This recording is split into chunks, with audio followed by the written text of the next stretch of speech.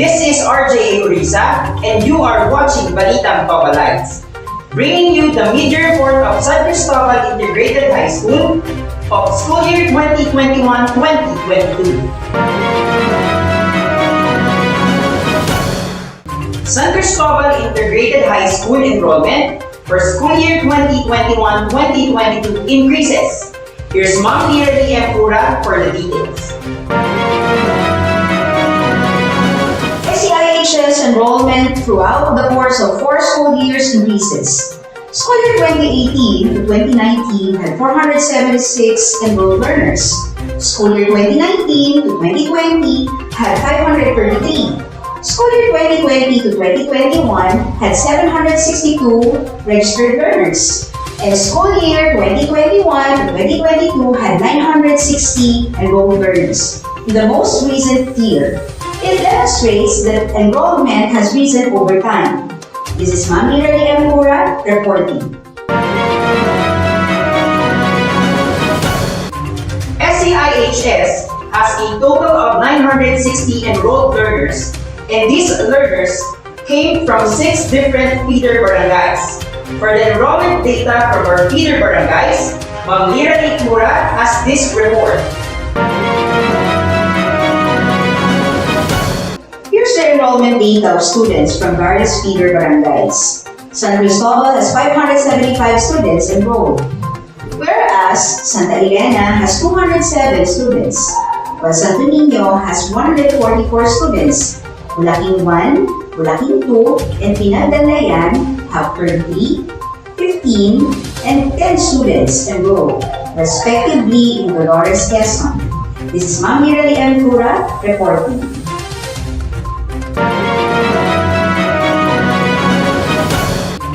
SEIHS had a 100% promotion rate and has a 0% dropout rate in school year 2020-2021. For the details, Ma'am Ana has this report.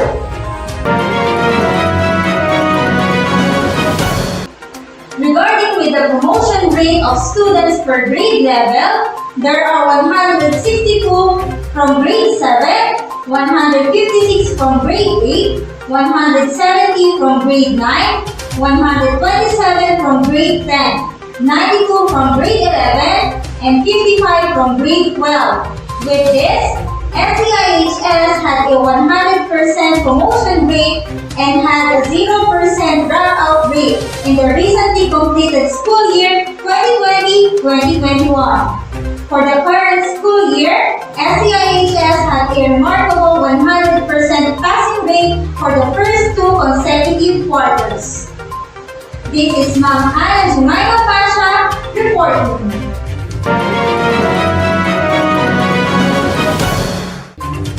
To introduce to you the faculty and support staff of SEIHS, here's Sir Enrique Solis for details.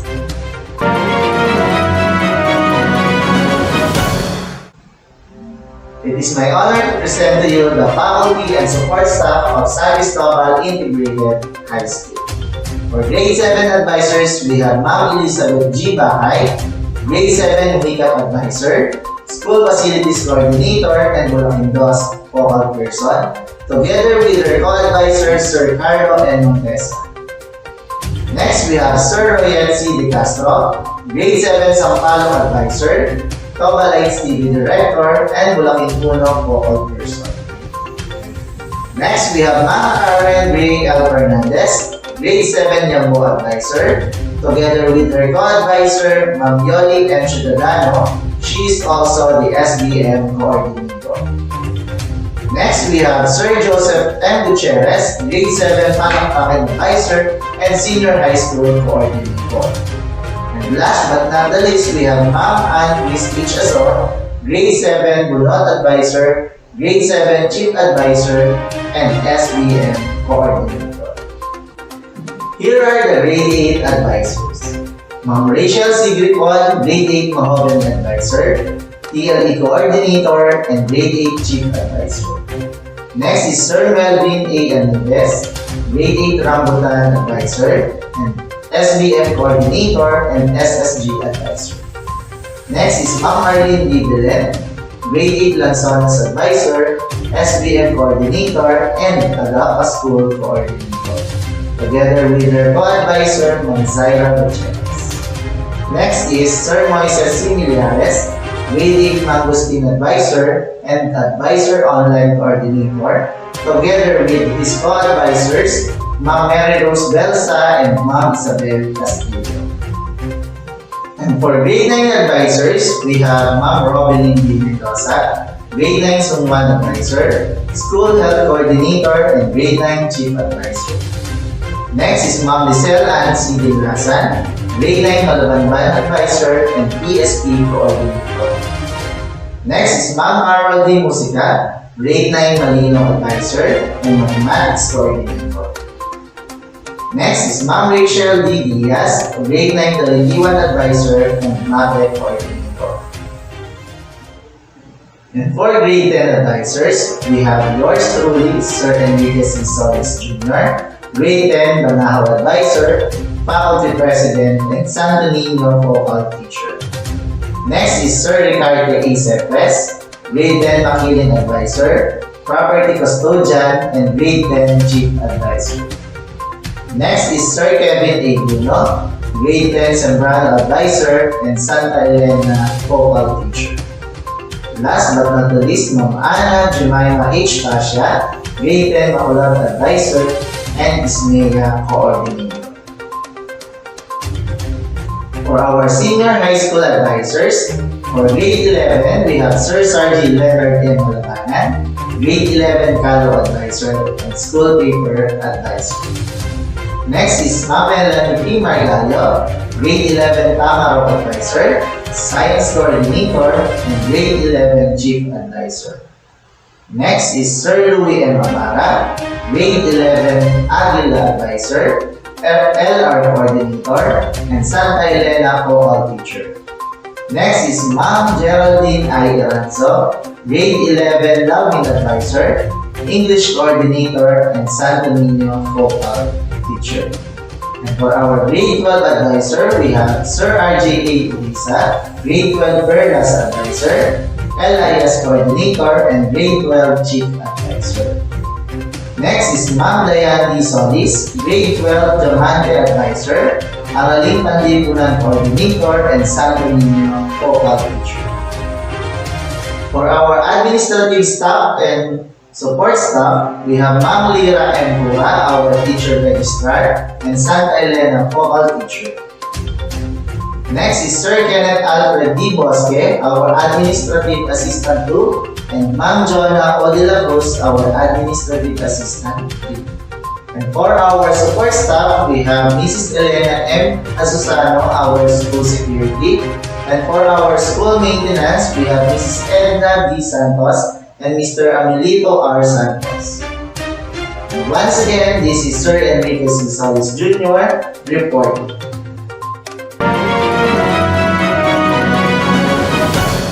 Here's Ma'am Lira D. Cura for updates.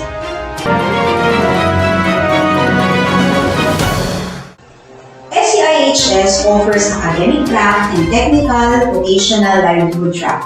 For academic track, we have accountancy, business and management strand, and humanities and social sciences strand. While in technical vocational livelihood track, we have industrial arts, electrical installation and maintenance NC2, and home economics, cookery NC2. This is Ma'am Mirali M. Pura reporting.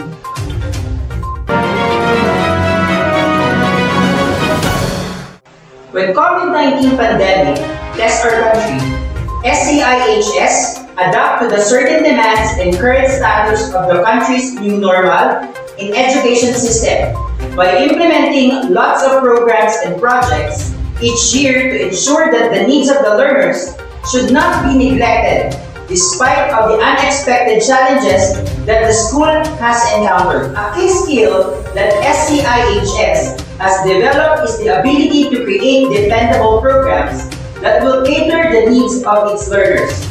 Understanding the needs of our stakeholders, particularly our learners, is vital, and this paved way in the creation of stakeholders' feedback on the integration and development of modular distance learning or SFID. With this, here's Sir Roy De Castro for stakeholders feedback updates.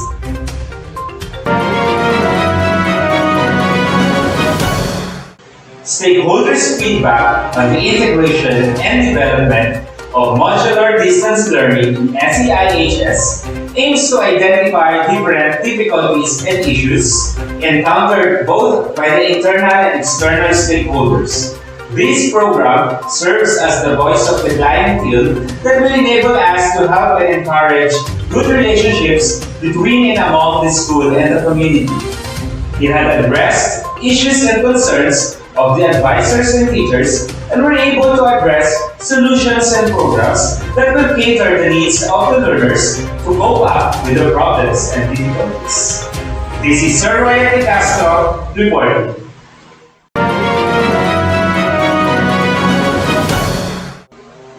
A change in the educational environment makes the teaching and learning process more difficult.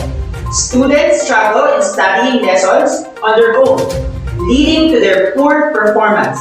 Also, because of the school's demographic profile, teachers find it hard to deal with the students. That is why Barangay Learning Center or BLC was created.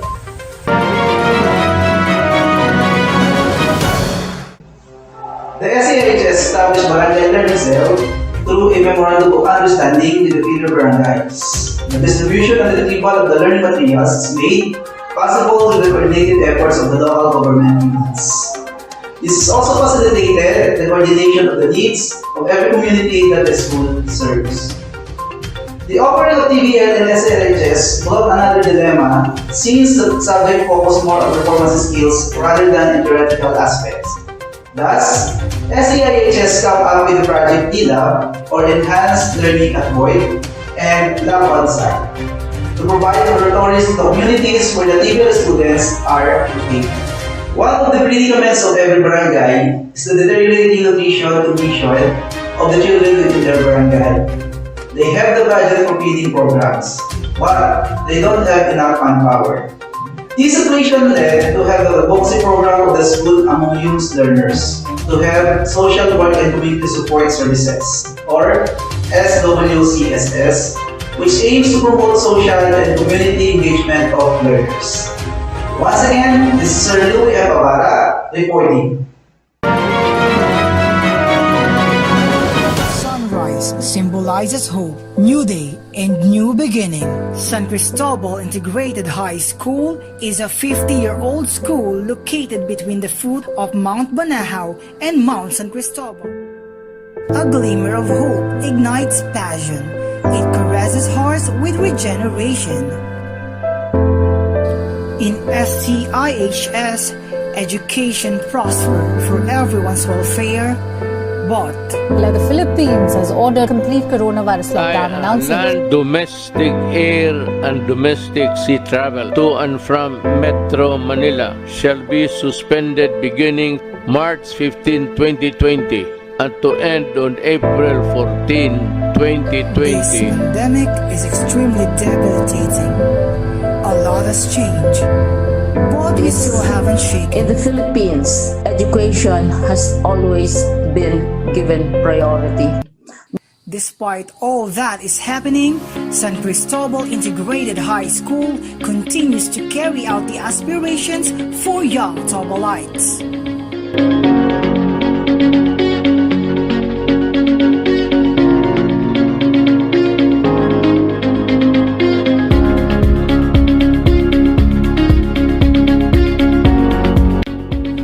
From the data gathered based from the survey we conducted, modular distance learning is the modality we offered.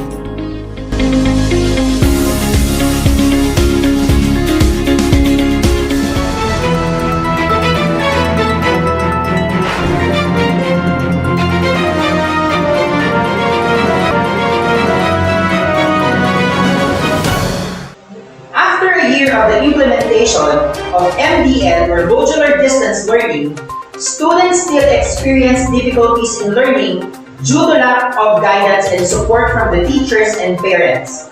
In this case, an intervention was done through Tobalites TV.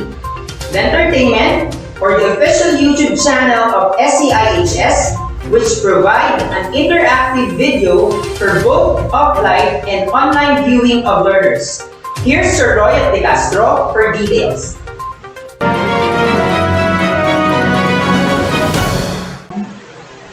Tobalites TV, LEARNtertainment, the official YouTube channel of San Cristobal Integrated High School. The teacher provides video lessons which are available in the official school YouTube channel, the Tobalites TV LEARNtertainment. This will help the learners to have deeper understanding with their lessons and enhance their reading comprehension and numeracy skills. Aral Tobalites is a LEARNtertainment video lessons for subject areas. Localized instructional videos are based on the most essential learning competency prescribed by the Department of Education. The Balitang Tobalites, a LEARNtertainment news platform. Balitang Tobalite News Online aims to give and disseminate information and announcements. The Balitang Tobalites, a LEARNtertainment video for talent and skills. This category aims to showcase genuine talents of learners and give inspirations for others. The Project Tobalites, a LEARNtertainment documentary video for school projects. Project documentary videos aims to give awareness and knowledge to our stakeholders about the existing projects and programs being implemented in our school. Pagninilay Tobalites, a LEARNtertainment video for spiritual and values. This category aims to develop spiritual awareness and values for our learners. Ito Class Tobalites is a LEARNtertainment video for trivia and supplementary knowledge. Ito Class will present trivial questions, supplementary videos that will tackle history and current events, science and technology, math trivias, and the like. The Bida Tobalites is a LEARNtertainment video for testimonies featuring different external and internal stakeholders of the school. Videos will focus on the presentation of different views and perspective of the stakeholders. This is Sir Royet De Castro reporting.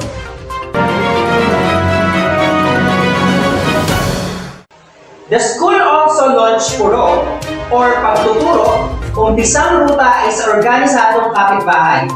It focuses on bolstering students' comprehension in English, Filipino, and science, as well as their basic numeracy skills. With this, here's Sir Enrique Solis for details.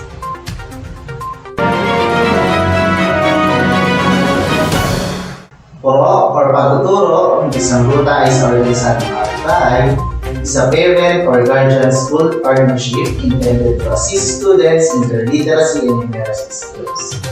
The Puro parents were selected based on the number of students residing near their location.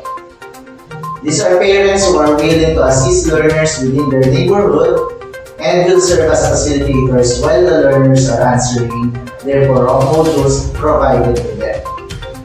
It was supported with video lessons which are prepared by the teachers and distributed either online or offline.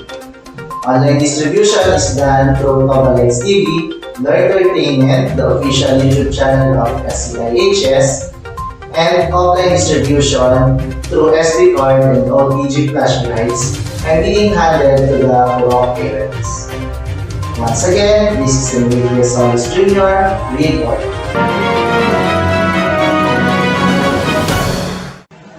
Students' mental health is important for us. SEIHS introduced the advice, counseling, and encouragement online or advisor online to assist students having difficulties with anxiety or depression due to the effect of the new modality in the learning process. Here's Sir Melvin Anives for details. According to the stakeholder feedback on the integration and the development of modular distant learning in San Cristobal Integrated High School report, several students experiencing anxiety or depression issue as a result of a new normal in the learning process. As a child protection intervention program, Advisor Online will guide and support the student to overcome the fears, the stress, and the other psychological disorder by using an online internet platform. The counselor can interact with them to encourage them to be more open and communicative about their concern in order to provide more effective assistance. Students with cases are selected from grade 7 to 12 in collaboration with the school teaching personnel, the parents, and the advisor. The advisor are given special instruction to record the document and to monitor the progress of the student with the case to align with the school learning continuity plan or LCP, the monthly and quarterly. This is Sir Melvin Anibes reporting.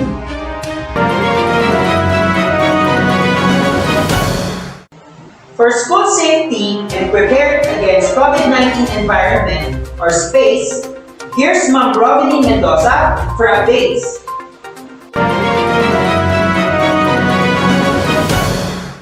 As part of the program of school safety and preparedness against COVID-19 environment or space, not only the school premises should be safe, but also the people working as a team of San Cristobal Integrated High School. The school health survey is still ongoing for the monitoring of the school personnel, and also health checklists for the visitor are strictly implemented. 100% of the faculty and personnel of San Cristobal Integrated High School were vaccinated, with its 90 teachers with booster shot, and 401 out of 962 students are fully vaccinated. This is Ma'am Robin Mendoza reporting.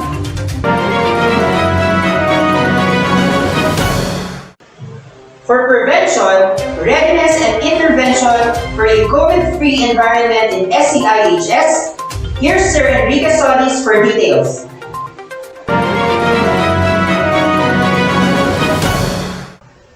San Cristobal Integrated High School or SEIHS prioritizes the health and safety of its learners, teachers, non-teaching personnel, and other stakeholders.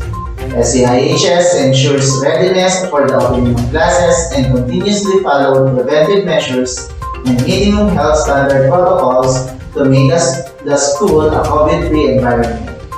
As part of this, SEIHS devises the program PRICE or Prevention, Readiness, and Intervention for a COVID-free environment in SEIHS, wherein it provides provision to purchase COVID-19 prevention materials and regular disinfection of school facilities. Once again, this is Sir Enrique Solis Jr. report.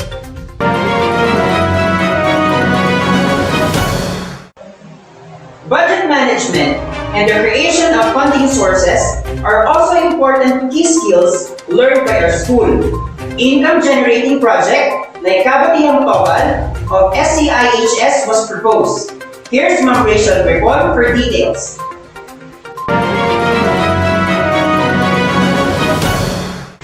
San Cristobal Integrated High School engaged in the production of oyster mushrooms through the help of the Association of Mushroom and Agri-Growers, AMLAG of San Pablo City, the initiative of DLE teachers, and the support given by the school administration headed by Dr. Donnie Aris Siloco.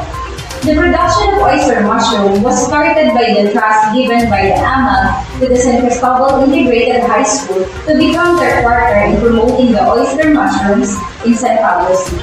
They entrust 500 fruit bags to the school and help them to guide teachers and staff in mushroom production. These 500 fruit bags serve as a fresh start for Balitang Tobalites.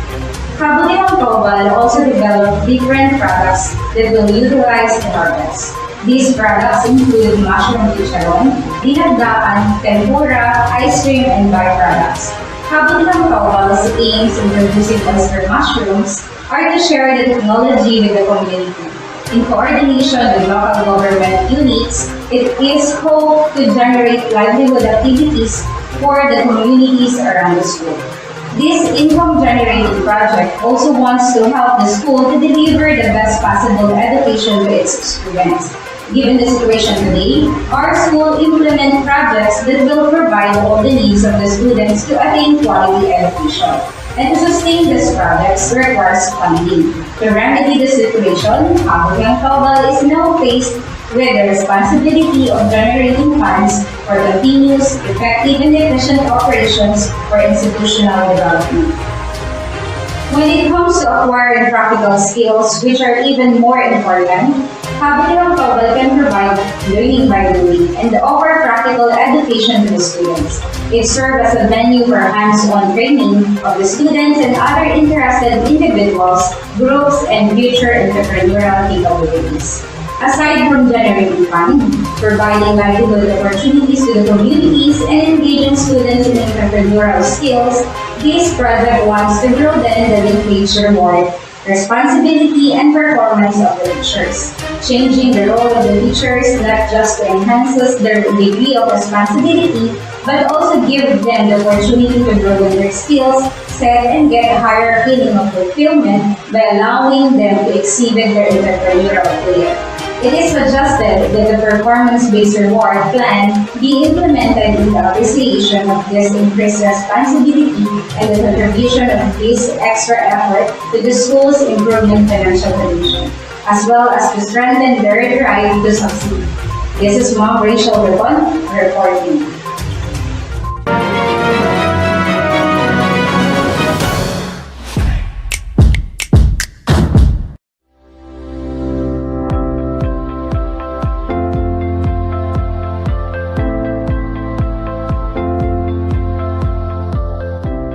Magandang araw!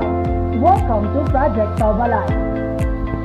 Ngayong araw, ating alamin ang kwento sa likod ng Kabutihang Tobal. Nagsimula ang Kabutihang Tobal noong mga August. Nagsimula ito sa interest ng kuya ko na magpalago ng oyster mushroom. And then, dun namin sinubukan kung paano yung tamang pag-aalaga, paano yung tamang process ng pagpapalago ng oyster mushroom. And then, nakita ni Sir Donnie yung potential nito at nagkaroon din tayo eventually sa school natin.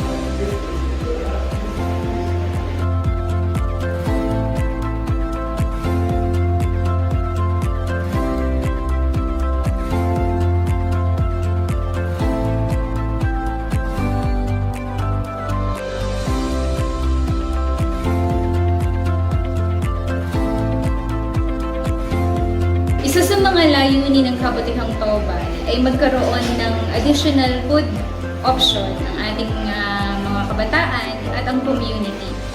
Ganun din, magkaroon ng extra income kasi napakalaki ng potential ng oyster mushroom sa market.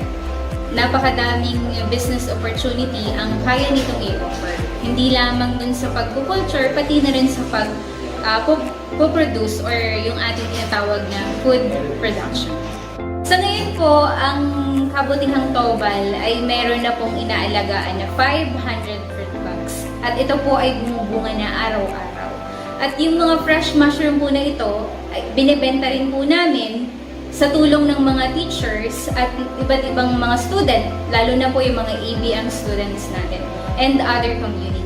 And also, nagpo-produce na rin po kami ng mushroom chicharon na kung saan binibigyan din namin ng opportunity yung mga bata at yung ibang mga nasa community namin na kumita dito.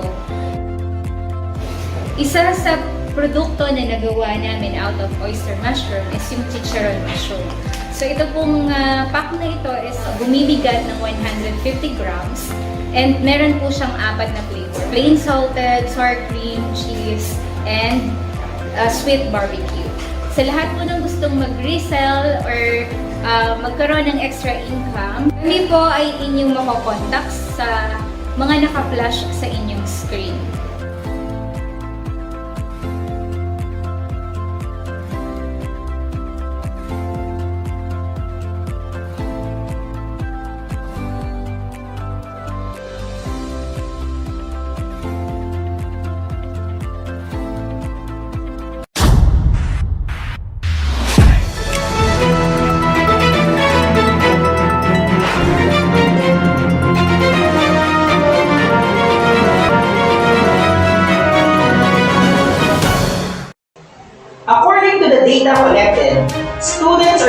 struggling with lesson instructions, output submission, and teacher advisor support, that is why quick information on learning task status or QUILs was crafted. Here's Ma'am Mira Ligura for details.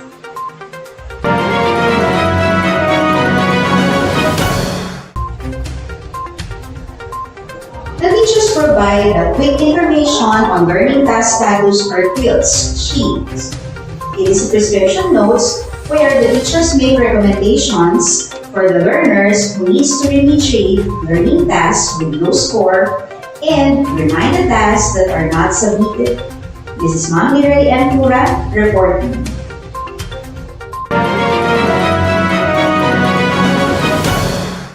Since students are struggling to learn on their own, especially in mathematics, Learner's Instructional Sheet or LIS was also developed.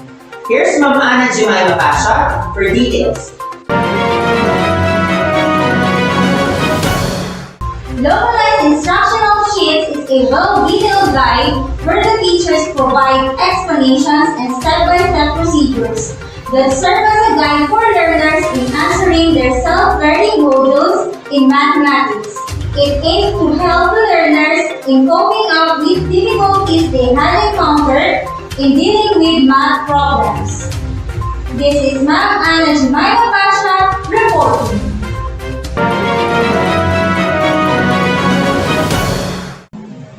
For enhanced modular online learning development, or module supplementary materials or EMO, in SEIHS, Ma'am Geraldine Erazo has this report.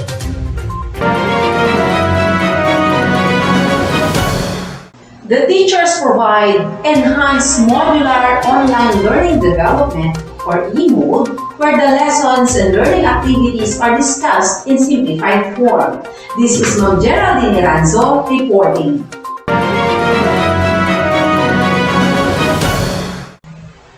Campus journalism amidst the pandemic should continue and prosper. Through CJ Wellness, students write articles that enable them to express themselves. With this, Sir Sargi Leonard Malabanan and Sir Kevin Duno has the report.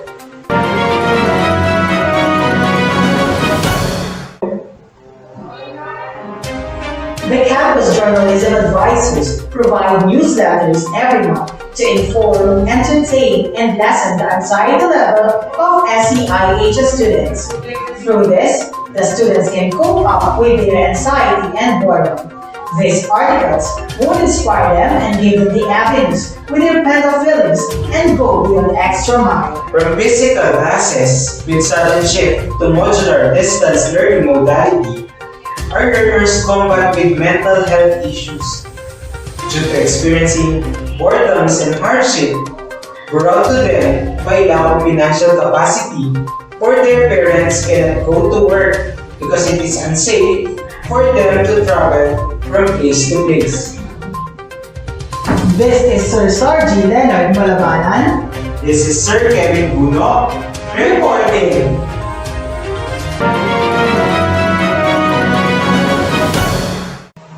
For stakeholders' testimony in SEIHS, Ma'am Arlene Milen has this report.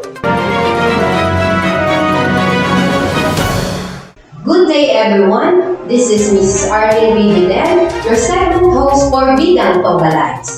It is a pleasure to present to you one of the testimonies of our stakeholders, Mrs. Marjeline D. Marquez.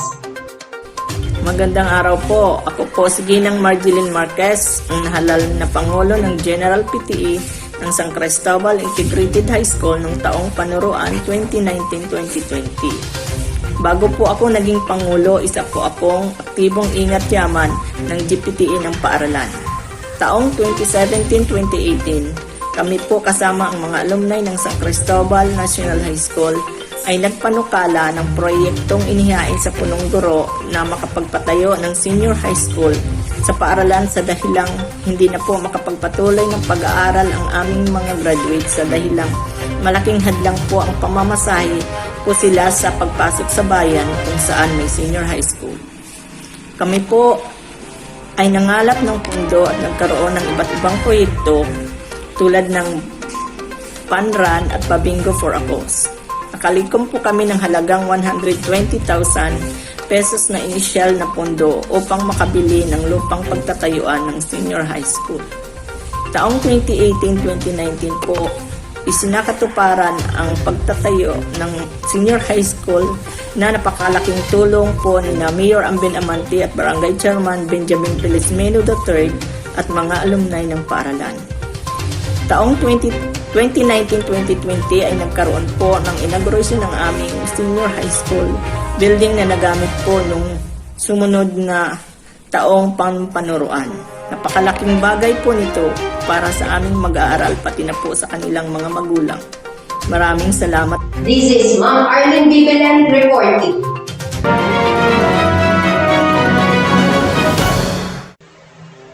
For school's accomplishment and achievements, Ma'am Geraldine I. Eranzo has this report. Our school principal, Dr. Donnie Aris Malgor, won as Outstanding Secondary School Principal during the San Pablo's Shine, or Search for Hardworking, Innovative, and Novel Employees 2021. It was held last July 30, 2021 at SDO San Pablo City. And another accomplishment of our school is the conduct of Pluma Awards, or the pivotal leadership that upholds morale for accomplishment. That was held last September 6, 2021 at SEIHS campus. This ceremony was given to value and appreciate all the efforts and hard work of our teachers. It also shows approval and gratitude for each teacher's good job. And it makes teachers aware that good work will be rewarded, and recognition motivates others to strive for excellence. The third accomplishment of our school is that we are being awarded as Best School Implementer of Regalo Escuela in the medium school category in the division and regional level for school year 2021 to 2022. It was headed by Ma'am Lizelle Aninlasan and Sir Enriquez Solis Jr. Another is that last October 26, 2021, Ma'am Carol Musica, a mathematics teacher in San Cristobal Integrated High School, bombed 2nd place at Mathematics Festival of Talents in the division level. Maria Fatima Sibongkayo, a grade 11 student, won 3rd place in the extemporaneous speech during the 125th death anniversary of Dr. Rossetti Rizal last December 15, 2021. And one of the most important events that happened in San Cristobal Integrated High School is the celebration of its golden founding anniversary with a week-long celebration from November 8 to 12, 2021. Students participated in the different virtual contests. A lot of sponsors supported the said milestone of SEIHS that we were able to produce 100 copies of the souvenir programs. And now, SEIHS is SBM Level 3, based on the Regional School-Based Management Validation that happened last December 21, 2021. San Cristobal Integrated High School teachers joined the Basic Education Research Fund, or BERF, and they also qualified in the Virtual Conference of Basic Education Researchers, or the VCBER 2021. One of our grade 9 students, Josh Maverick Malabanan, won 4th place in the Photojournalism English category in the Division School Press Conference that was held virtually last February 24, 2023. Sir Sargent Leonard M. Malabanan and Sir Kevin A. Guno became grantees in the 6th Cycle Basic Education Research Fund, or BERF, and they presented virtually last March 2, 2022. SEIHS holds Virtual Research Assistance Program for Cluster 2 Secondary School teachers last March 8, 2022 via Zoom and YouTube Live. And lastly, SEIHS joins World's Best School Prizes in community collaboration, innovation, and overcoming adversity categories, spearheaded by Isaiah Mayo, or Southeast Asian Ministers of Education Organization this March 2022. This is Ma'am Geraldine Ranzo reporting. Hey everyone, I am Mrs. Elizabeth G. Bakay, dear teachers of grade 9 and 10 students. Let me present to you the outputs of their students in cookery.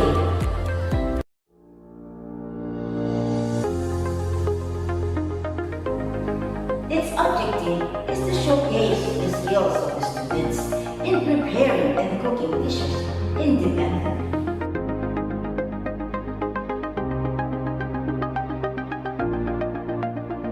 Also, we will witness how our students prepare the tools or ingredients that are available in the community, following procedures, plating, storing and packaging, and last but not the least, the observance of sanitary and safety precautions.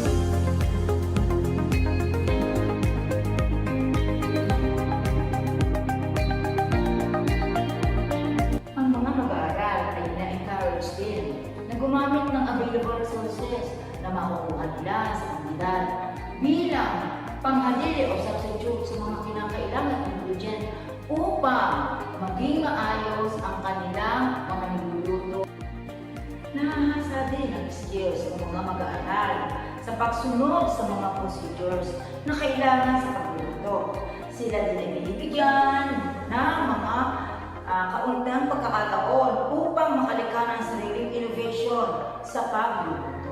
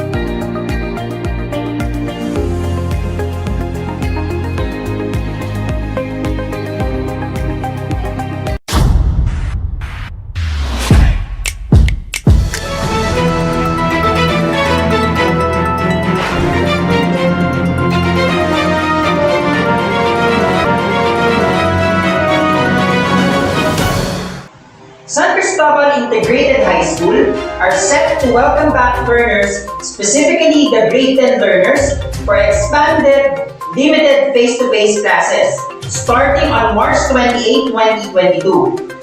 Here's Sir Enrique Solis for details.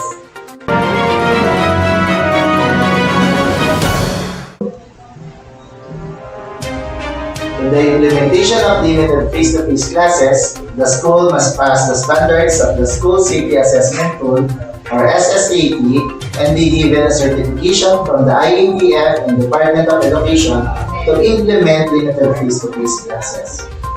Thus, the school seeks support with the barangay officials upon the disinfection of classroom and improving of physical facilities. In an effort to ensure a smooth and safe opening of classes, last March 7, 2022, the school principal, Sir Donnie Alice Malbar, together with the barangay chairman, Jason Motel, and its barangay council discussed the conduct of expanded limited face-to-face classes at San Cristobal Integrated High School this coming March 28, 2020. Once again, this is Sir Enrique Solis Jr. report. And here are the next steps for the upcoming months in SEIHS. For the month of April, limited face-to-face classes implementation. For the month of May, accomplishment reports. For the month of June, monitoring and evaluation. And for July, end of school year report. This has been Sir RJ A. Corisa, upholding the culture of excellence. far beyond driven. See you again next time, here in Tobalites TV.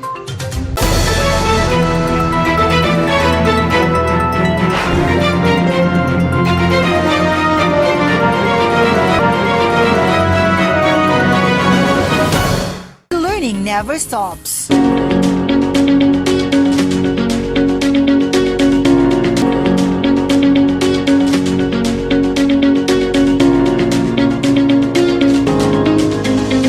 San Cristobal Integrated High School is far beyond driven.